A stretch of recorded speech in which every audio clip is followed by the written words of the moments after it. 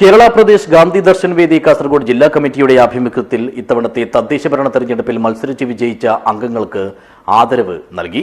ഹോസ്തൃകിലെ മണ്ഡലം കോൺഗ്രസ് ഓഫീസിൽ സംഘടിപ്പിച്ച പരിപാടിയിൽ വെച്ച് വേദിയുടെ ഡയറിയും പ്രകാശനം ചെയ്തു.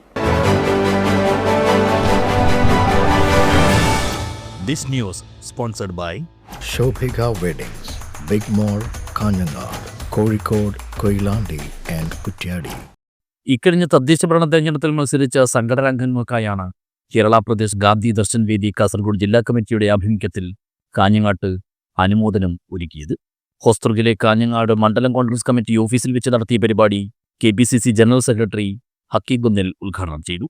ഏറ്റവും പ്രധാനപ്പെട്ട കാര്യം നിത്യനിദാനത്തിനും ചെലവിൽ പോലും കാശില്ലാതെ സംസ്ഥാനത്തിനോട് 40% നിങ്ങൾ കൊടുക്കണം, 60% കേന്ദ്ര സർക്കാർ കൊടുക്കണമെന്ന് പറഞ്ഞു. മറ്റൊരു ഭാഗത്ത് സംസ്ഥാനത്തെ മുഴുവൻ സർക്കാർ ജീവനക്കാർ 188 മാസക്കാലത്തെ ക്ഷാമബദ്ധ കിട്ടാത്തതിൻ്റെ പേരിൽ സമരം നടത്തിയത്.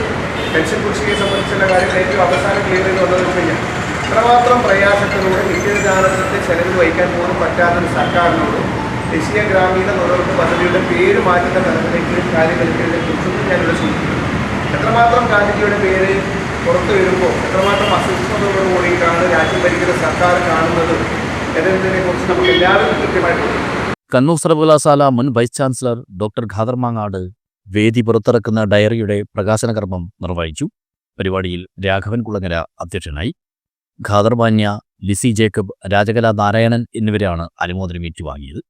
Doctor PV Pushpaja, DCC general secretary advocate PV Suresh, മണ്ഡലം Congress committee president PV Chandrasekharan, Chandran Njanikkadavu, AV Babu master, AV Padmanabhan, N Ushakumari, EV Padmanabhan, PK Raghunath, TV Shyamala, K Kamalakshi തുടങ്ങിയവർ സംസാരിച്ചു.